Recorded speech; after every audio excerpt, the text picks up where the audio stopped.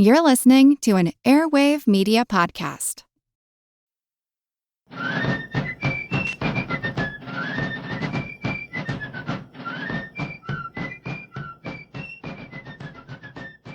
Hello, and thank you for joining The American Revolution. This week, episode 366, Rhode Island and the Treaty of New York. So this week we're going to talk about two different subjects. The first is the ratification of Rhode Island, finally making it the 13th state to join the Union. The other is a treaty that took place in New York with the Creek Indians. In our last regular episode, we talked about George Washington's State of the Union address, where he laid out an agenda for the new session of Congress in 1790. In that address, Washington noted with satisfaction that North Carolina had ratified the Constitution, making it the 12th state to join the Union. That left Rhode Island as the lone holdout. The Constitution, by its own terms, went into effect when 9 of the 13 states had ratified. The 9th state ratified the Constitution in June of 1788. By the time that the elections were organized in late 1789, 11 states had ratified. Only North Carolina and Rhode Island had refused to ratify in time for the elections. North Carolina, buoyed by the proposal of the Bill of Rights and also seeing threats of trade sanctions if they did not ratify, finally ratified the Constitution in November of 1789. Now, we discussed Rhode Island's refusal to ratify a few months ago. As you may recall, much of the reason for the refusal was financial. A populist government had been elected, which had flooded the state with new paper money, which quickly devalued. For the vast majority of voters who were heavily in debt, this was great news. They could pay off their debts with nearly worthless dollars and become debt-free. Merchants and moneyed interests, of course, were aghast at this idea. It motivated the Constitutional Convention to give exclusive authority to the federal government to print paper money. Thus, Rhode Island's paper money party would come to an end when they joined the new government. Between September of 1787 and January of 1790, Rhode Island's legislature, or the people themselves through a referendum, rejected all efforts to ratify the U.S. Constitution. In an attempt to put more pressure on them, Congress had approved import tariffs that would essentially make trade between Rhode Island and other states uneconomical. North Carolina faced the same threat, and they got Congress to delay implementation until January of 1790. And by that time, North Carolina was in the Union, but Rhode Island still was not. So when that January deadline came, Rhode Island officials convinced Congress to delay implementation of tariffs a second time so that Rhode Island could hold another ratifying convention in March. That ratifying convention met and adjourned without a vote on ratification. So finally, on May 18th, about a week before the Rhode Island Convention would reconvene for a second term, a frustrated U.S. Congress passed a bill barring all commercial trade between Rhode Island and the other 12 states. It barred U.S. vessels from docking in Rhode Island ports and insisted that Rhode Island make a payment in lieu of taxes toward paying off their share of the national war debt. This law would go into effect on July 1st, and it was made clear that there would be no further delays. Only one member of Congress voted against the bill, and President Washington signed it into law. Federalists in Providence and a few other areas actually debated seceding from Rhode Island and joining the U.S. on their own. These merchants were never happy with the state's monetary policies, and they saw the new trade ban as fatal to their commercial future. So when the ratification convention met again in late May, there was intense pressure to accept the Constitution. Despite the pressure, the initial vote failed pretty decisively. Over the course of the next week, debate continued. At least one town that had been against ratification sent instructions to have its delegates vote in favor. In another case, a town replaced a delegate who refused to vote for ratification. Finally, late in the afternoon of May 29th, the convention held another vote. It finally agreed to ratify the Constitution by a vote of 34 to 32. As part of the vote, the delegates called on Congress to protect 18 separate rights and to make 21 different amendments to the Constitution, including one that would protect the state's paper money policy. But this ratification was not made contingent on any of these changes. Rhode Island had agreed to become part of the United States. Couriers sped news of the ratification to New York, where George Washington reported the official news to Congress on June 1st. A couple of weeks later, the convention convened again to ratify the Bill of Rights that Congress had already proposed. The legislature appointed 2 U.S. senators who took their seats on June 25th. One of them was a Federalist, Theodore Foster, and one an Anti-Federalist, Joseph Stanton. The state held its first election in August, sending Federalist Benjamin Bourne to take the state's only House seat in early September. So, with Rhode Island's reluctant ratification, the ratification of the Constitution by all the states was finally unanimous. While officials were pleased with Rhode Island's acquiescence, their attention during most of the spring and summer was focused more on the West. The issue of Western expansion continued to create challenges for the new government. Northern settlers had already begun moving into the territory north of the Ohio River into what had been established as the Northwest Territory. At the same time, settlers from Virginia, the Carolinas, and Georgia were also pushing westward into new territories. Back in episode 335, I talked about the state of Franklin, which was created out of lands that were part of western North Carolina. The settlers had formed their own state after North Carolina had given the land to the Continental Congress. When Congress did nothing to actually accept the land, the people formed a new state in 1784 and sought recognition from Congress. Both North Carolina and the Continental Congress refused to recognize the new state. For several years, though, the state existed and made treaties with Indians in the region. Franklin's president, John Sevier, had been a leader at the Battle of Kings Mountain and was a prominent North Carolina politician during the war. He made treaties with the nearby Cherokees. The Indians disputed these treaties. Congress's 1785 Hopewell treaties that I covered in episode 339 recognized the Cherokee claims on the land and did not recognize the treaties that the state of Franklin had made with them. After being rejected by the Americans, Sevier reached out to Spain to see if he could get support from them. Now, this was too much for the Americans. North Carolina attempted to seize Sevier's property for non-payment of taxes to North Carolina. Sevier himself was eventually arrested for treason. Soon afterward, the state of Franklin completely fell apart. Seeking to put this fight behind them, Sevier swore allegiance to North Carolina, and the governor pardoned him. What had been the state of Franklin was reintegrated into North Carolina, and the locals would elect Sevier as a state senator in North Carolina. Having reunited the two states, the North Carolina legislature once again in early 1790 ceded that territory to the U.S. Congress as part of its creation of a new federal territory. The Southwest Territory was supposed to consist of all the western lands south of the Ohio River that had been ceded by other states. But Virginia had not yet ceded Kentucky. That was still a few years away. So for the moment, the Southwest Territory consisted of North Carolina's land cession, which would eventually become the state of Tennessee. Congress essentially governed the Southwest Territory under the same terms as it did the Northwest Territory. It appointed a territorial governor and expected that the territory would become a state when the population was sufficient. The most significant difference between the Southwest Territory and the Northwest Territory was that the Southwest Territory allowed the introduction of slavery. Washington appointed William Blount as the new territorial governor. Sevier had wanted the job, but his past actions pretty much kept him out of consideration. Blount had been born and raised in western North Carolina, but his path differed greatly from Sevier. Blount's father, Jacob Blount, had been a justice of the peace and had helped Royal Governor William Tryon crush the regulator movement in the early 1770s. As a young man, William Blount joined the army that was sent to crush the regulators, although he didn't see any action. When the Revolution came, though, the Blount family sided with the Patriots and served in the militia. Both of William's brothers accepted commissions in the Continental Army, but William remained in North Carolina with the militia. In 1780, he served as commissary to General Horatio Gates for a few months until the Battle of Camden. After that, Blount focused more on politics. Beginning in 1782, Blount served in the Continental Congress with the North Carolina delegation.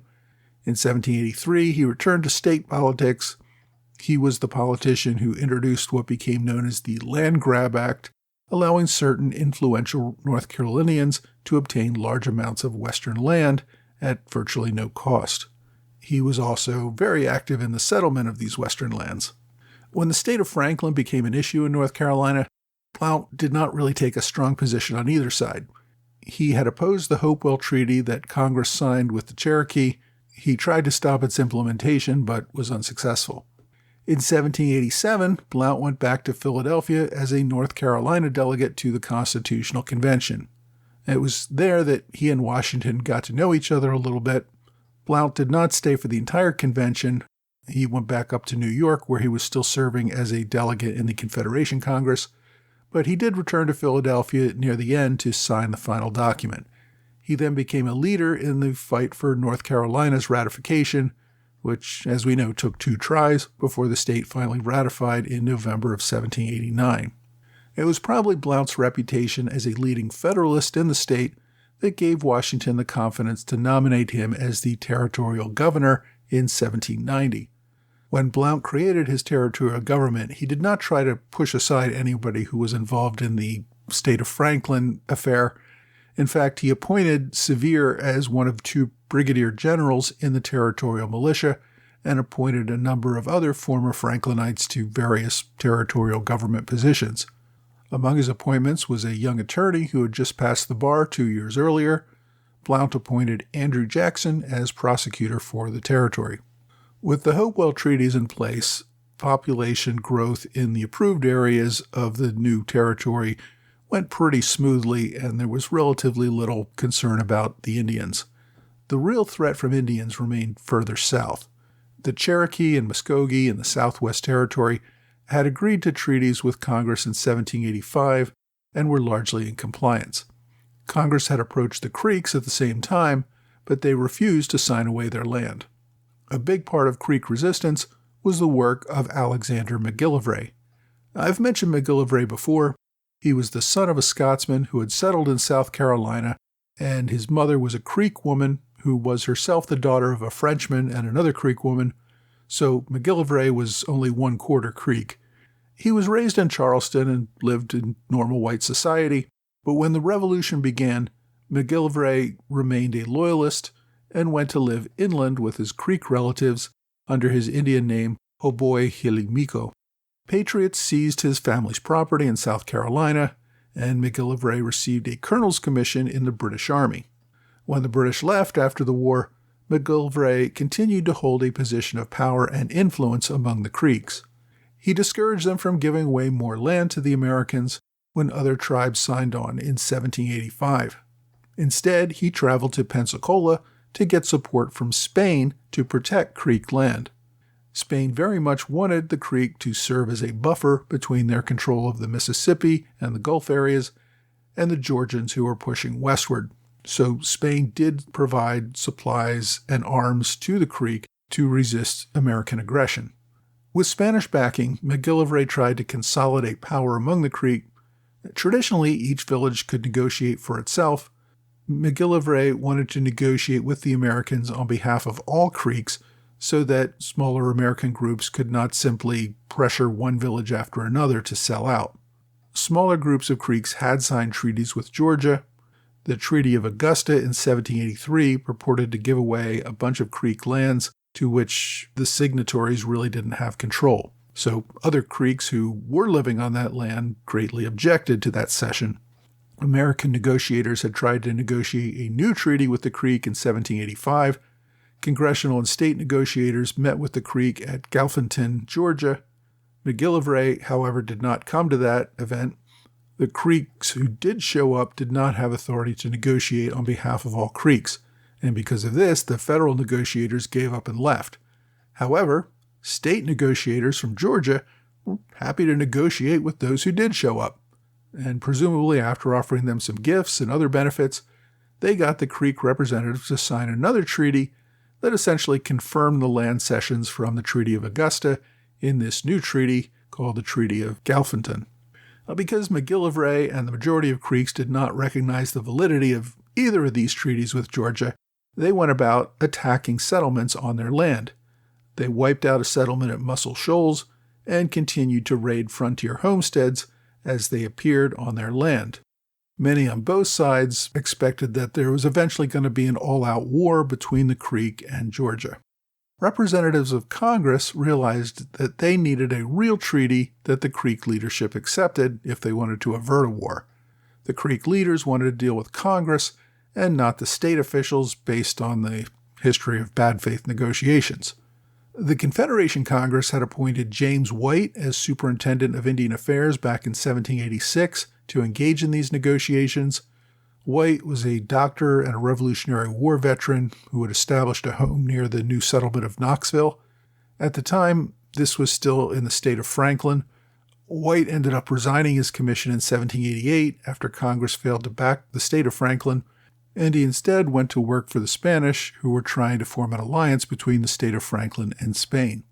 In this role, White ended up helping to supply the Creeks with Spanish arms to use against Georgia settlers. When the state of Franklin collapsed a year later, White just returned to his home near Knoxville. But this experience seemed to convince the Creeks that the Confederation Congress seemed more open to a fair treaty than did the state officials in Georgia. Around this time, Spanish officials, however, told McGillivray that they could not provide more supplies and military support, thus forcing the Creek to rely on some negotiations with the Americans.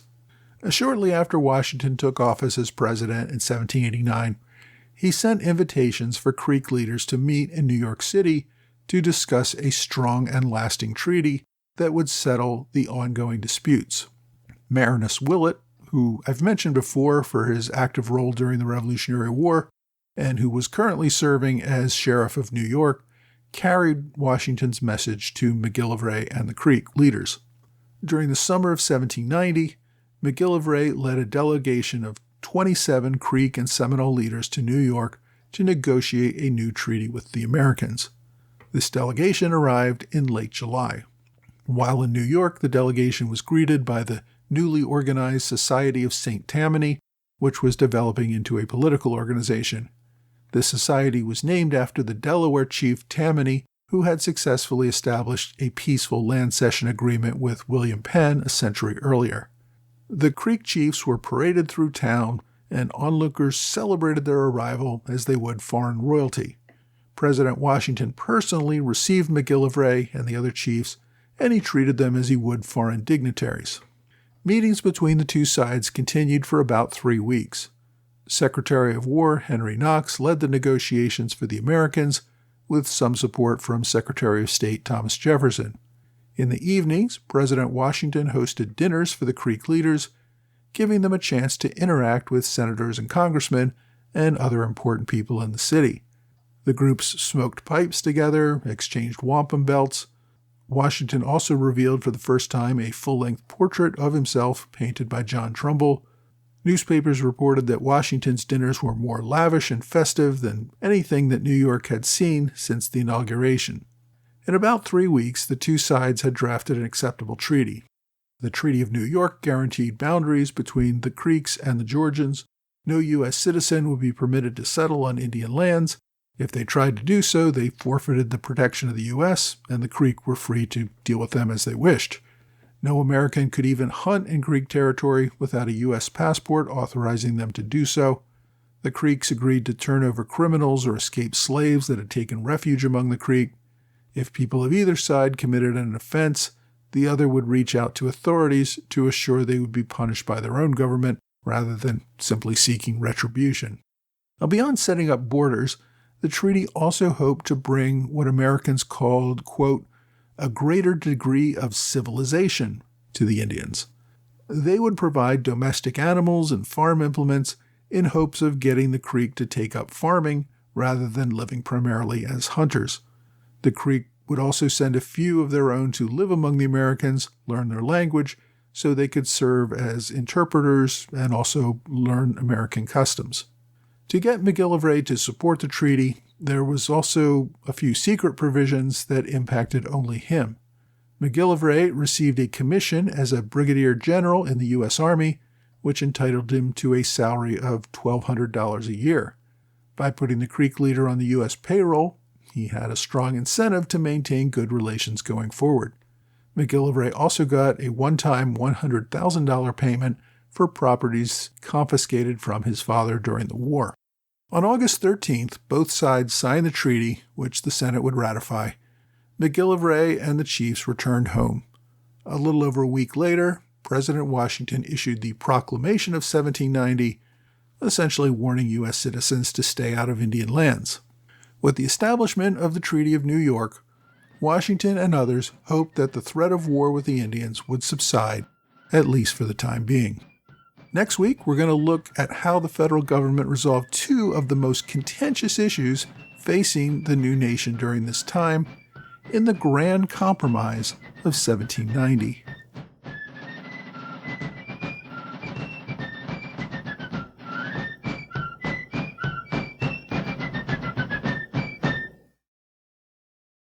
Hey, thanks for joining the American Revolution Podcast After Show, part of the Airwave Media Network. Thanks to my Patreon supporters in the Alexander Hamilton Club, George Davis, Mike Hager, Michael Mulhern, and Mitchell Anderson. Thanks also to Robert Morris Circle supporters, Patrick LeBeau, and a welcome back to Anthony McGinnis, who rejoined the Robert Morris Circle. I also want to welcome Charles Hill, Michael Endres, and Matthias Hager, who joined as standard bearers on Patreon recently. Everyone who can support this podcast at the $10 level or higher will receive a new magnet each month from the American Revolution. I'm also considering a special plan for Patreon supporters in 2026. I'm going to release a special limited edition magnet each month, so there will be 12 magnets with iconic scenes from the Revolutionary War. If you want these magnets, you will need to be a Patreon supporter at the standard bearer level or higher during all of 2026. These magnets will only be available for active members during this time, so if you miss one of them, you miss out. So if you've ever considered joining and supporting this podcast, now would be a great time. I also want to thank Paul McGill and Dan Ryan for one-time gifts via PayPal or Venmo. I know times are getting tough for many people, so I certainly understand why several of my larger donors have either dropped out or had to reduce their support. But this really is making it increasingly difficult to continue this podcast. If you really want to see it continue, I hope you will consider supporting me on Patreon. For as little as $2 a month, you can get ad-free episodes for everything I've ever published. One other quick thought. The week I'm releasing this episode is also Amazon's Prime Fall Sale Week. Remember that if you're planning to buy anything on Amazon anytime, please go to the site through one of my book links. If you do, I get a commission on anything you buy at Amazon. You don't even have to buy the book that brought you there. Just use my link, then buy whatever you're going to buy anyway, and I get a small commission. It really does add up. Thanks. Now, this week we covered two big events. The first was Rhode Island's ratification. Rhode Island was definitely the most hostile to the new Constitution. They very much liked things the way they were, and they were in no hurry to give more powers to the federal government. Now, some of us today might ask, why would anyone want to cede more power to a potentially intrusive and expensive foreign government? We sometimes lose sight of the fact that while any government may do things that we don't always like, they really do serve a valuable purpose.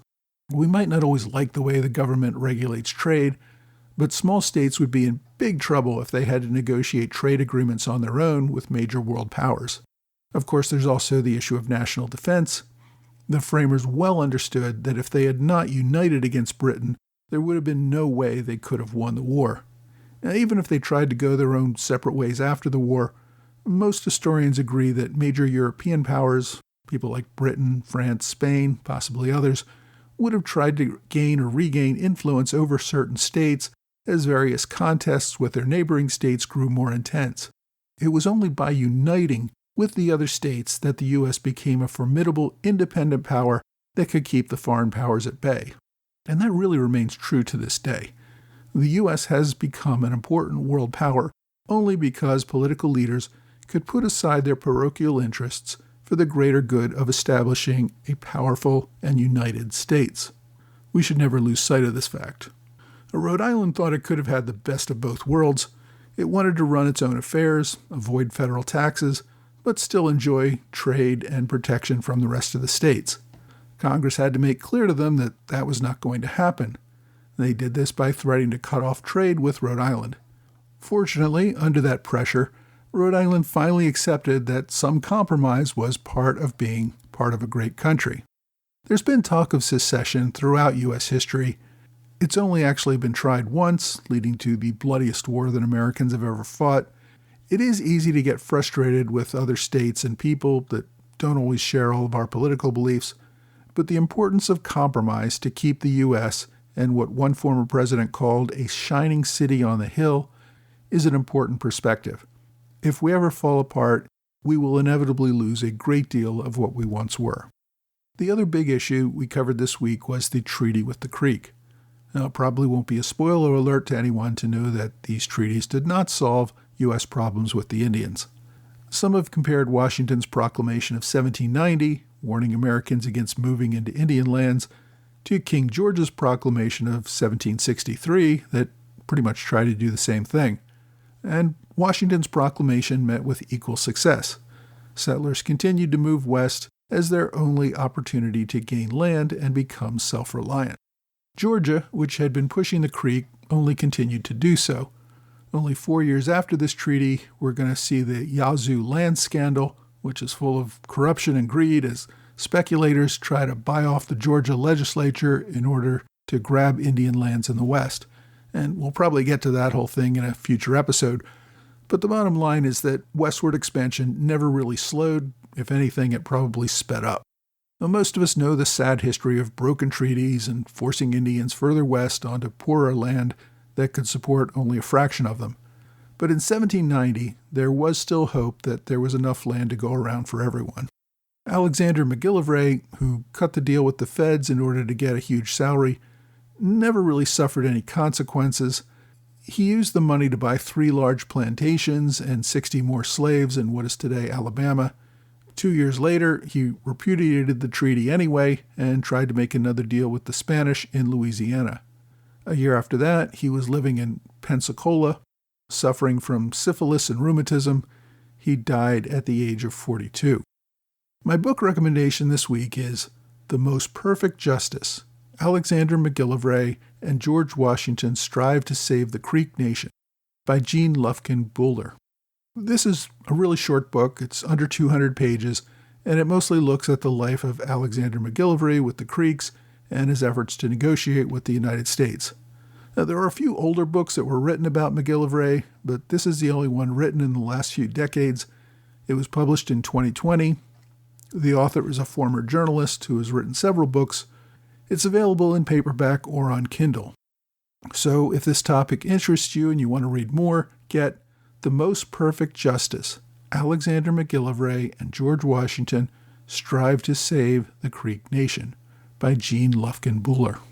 My online recommendation is a copy of the actual treaty signed in 1790. It's pretty short, easy to read, and it'll give you a good understanding of what the two parties hope to achieve. The document is available several places online. My link takes you to the Tribal Treaties database at the University of Oklahoma. My question this week comes from Curtis Johnson, who asks, during the early Revolution period, pre-1776, would the New England colonies have felt a closer kinship to the Canadian colonies than, say, the Middle or Southern colonies? If so, do you believe this played a role in the decision to conduct an invasion of Quebec by Arnold and Montgomery? Well, Curtis, yes. The New England colonies did have a closer kinship with much of what is today Canada, even more so than they did with many other colonies. You have to remember that New England was practically at war with New York for a long time. New York was much more similar to the southern colonies in that it had very large estates rather than smaller family farms. The leaders in New York were also largely Dutch, which the New Englanders viewed with a bit of hostility. New Englanders had a very different society than pretty much all the other lower colonies, especially those in the South. They really had relatively little in common socially, economically, or culturally, other than their shared relationship with the mother country, Britain. By contrast, many of the settlements in Canada were largely the same as New England. When the British expelled the Acadians from Canada, it was New Englanders who repopulated the region. So these people who moved into that place were the brothers and cousins of people who were still living in New England. There were also, of course, the French-speaking people in Quebec who were viewed with a little more suspicion by New Englanders. But even there, we see an active trading relationship with New England before the war. The Americans believed that the Canadians were just a bit too timid to act. The French were afraid of reprisals if they rebelled. Those along the coast of Canada were too heavily dominated by the British Army and Navy bases.